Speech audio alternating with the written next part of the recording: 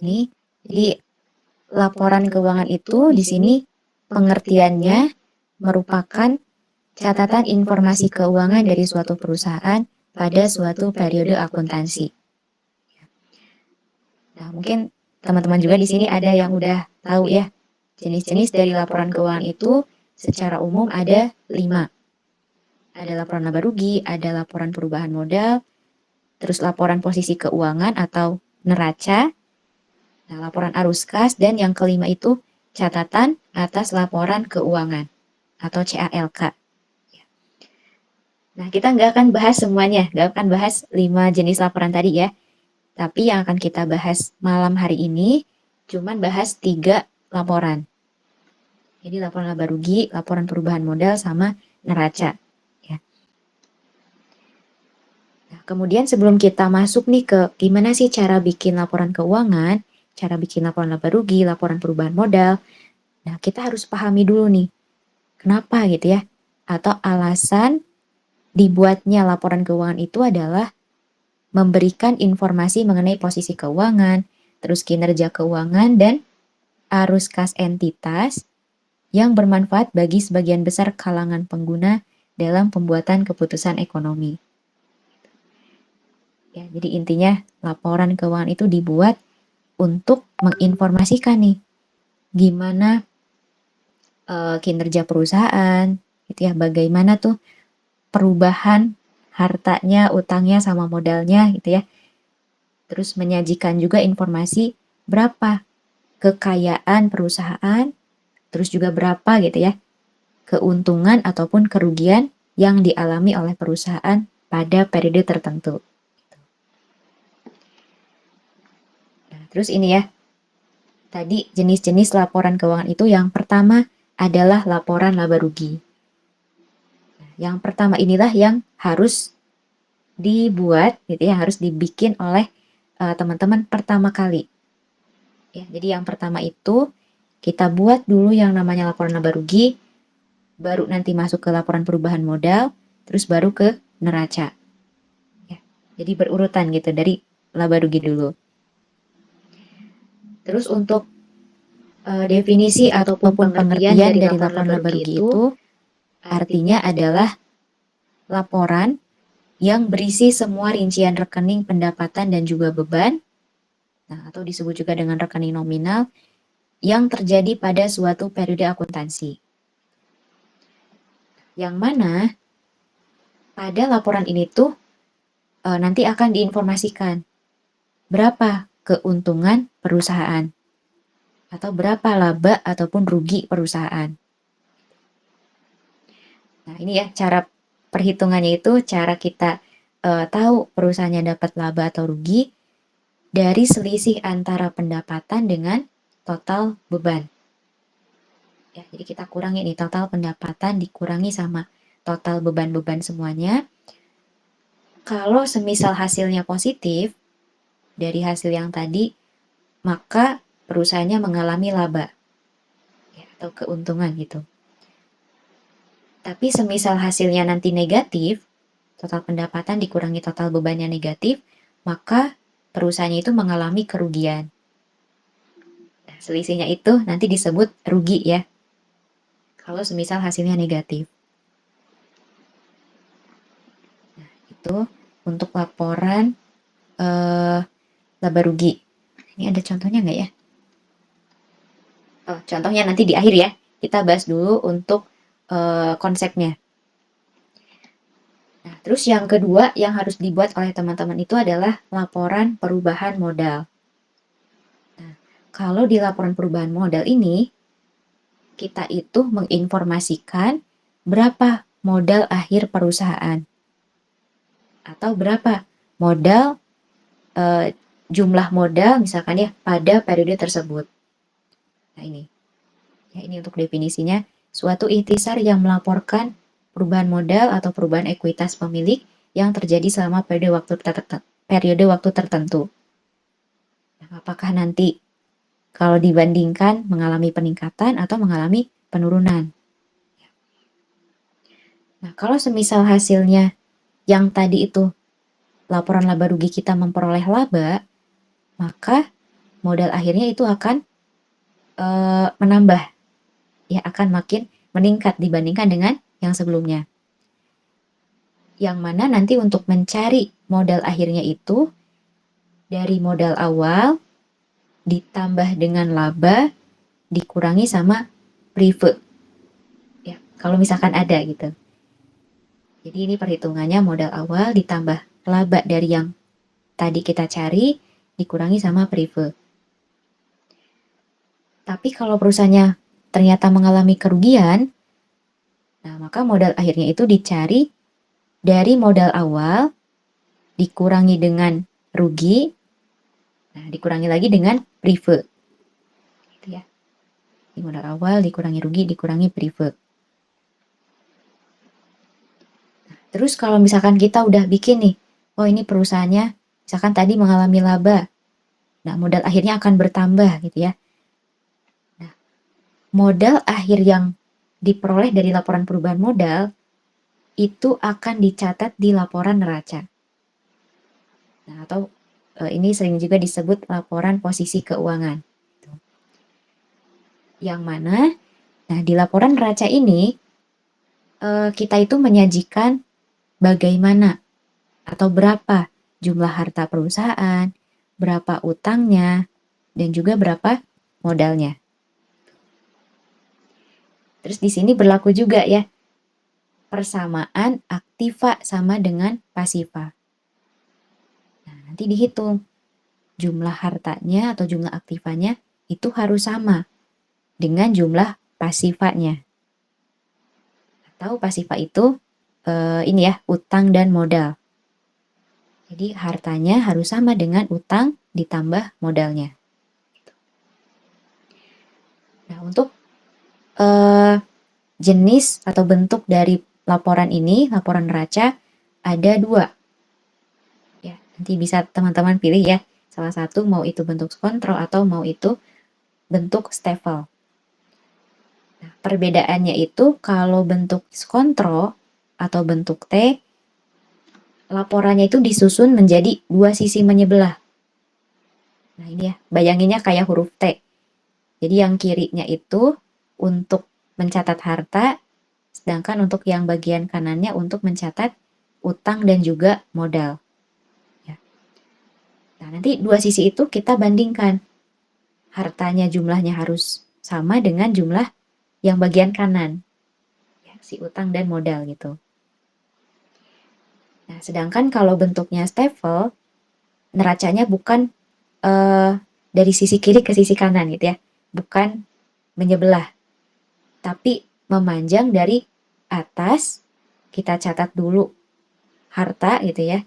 Catat harta dulu semua, terus baru dilanjut ke utang, baru di paling bawah kita catat modal. Nah ini ya, neraca disusun memanjang dari atas ke bawah secara berurutan, mulai dari harta kemudian diikuti utang dan juga modal. Ingat tadi ya, modalnya jangan dari neraca lajur, tapi diperoleh dari laporan perubahan modal. Nah, yang dihitung dari modal akhir gitu.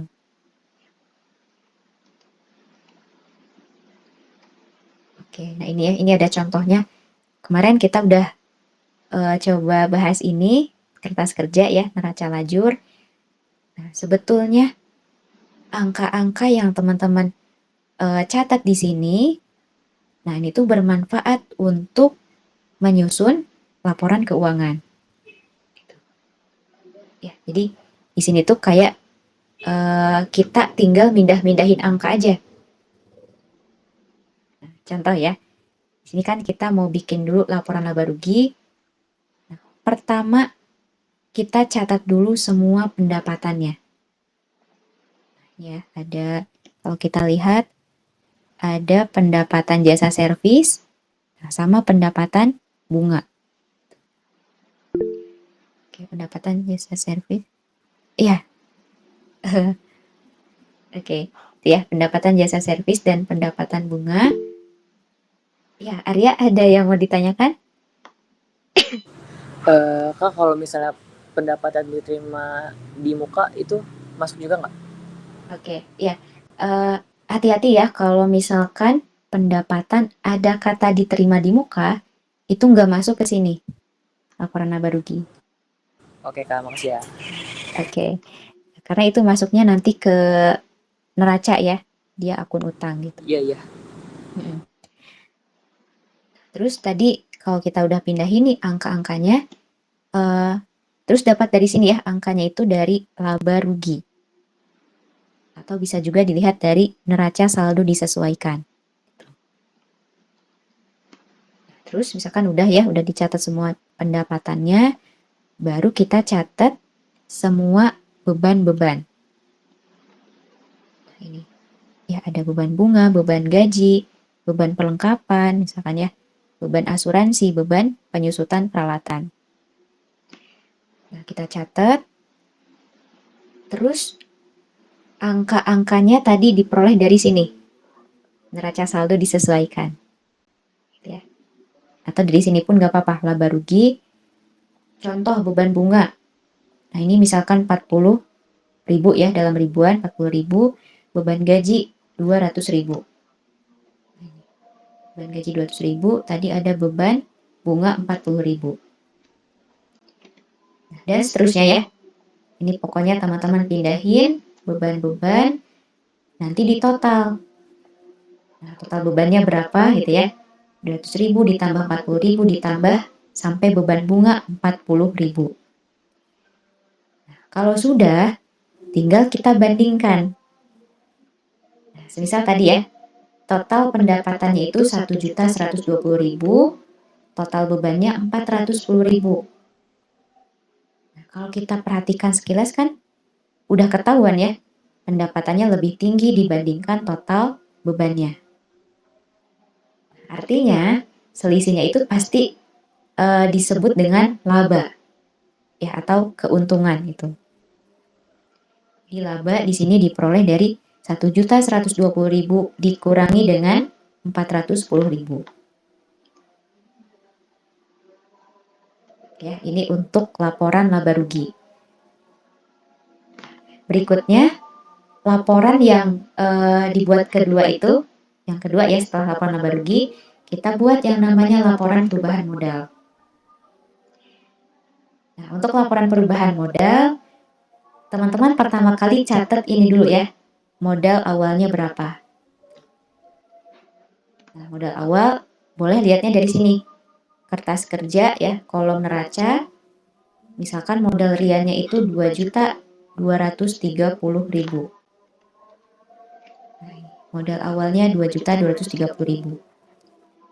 Terus catat di bawahnya laba dari sini ya, laba 710.000. Nah, laba 710.000. Nah, sebelum kita tambah sama modal awal, kita kurangi dulu dengan prive. Nah, misalkan di sini pribadi rian ya, pribadi rian atau prive sebesar 100.000. Nah, jadi kita kurangi laba 710.000 itu tadi, dikurangi prive 100.000, maka ada penambahan modal sebesar 610.000. Baru kita tambah ya sama modal awalnya. 2.230.000 ditambah 610.000, maka ketemu modal akhir perusahaannya adalah 2.840.000. Oke, gampang ya, jadi cuman tambahin modal awal, ditambah laba, dikurangi sama prive. Kemudian, setelah kita ketahui modal akhir dari laporan perubahan modal, biar nggak lupa, catat dulu ya. Pindahin nih modal akhir di sini ke laporan posisi keuangan. Modal riannya diganti ya, jadi 2.840.000. Selebihnya untuk yang aktiva atau kas, piutang sampai dengan utang, kita catatnya dari kertas kerja. Angkanya juga sama ya dari kertas kerja, bisa dilihat dari kolom neraca ini. Ini contohnya di sini, kita catat dulu ya, aktiva lancarnya Nah, mulai dari kas, piutang, perlengkapan, dan persekot asuransi. Atau ini persekot itu mungkin teman-teman sering mendengarnya asuransi dibayar di muka. Ya, asuransi dibayar di muka sebesar 250.000. Persekotnya 250.000. Terus kalau sudah ditotalkan aktiva lancarnya berapa, terus di bawahnya kita catat aktiva tetap. Ya, jadi setelah aktiva lancar kita catat aktiva tetap. Untuk aktiva tetap di sini hanya ada dua ya akunnya, itu peralatan dan akumulasi penyusutan peralatan. Nah, nilainya ini ya, kita cek sebesar 130.000, kalau peralatannya sebesar 1.500.000.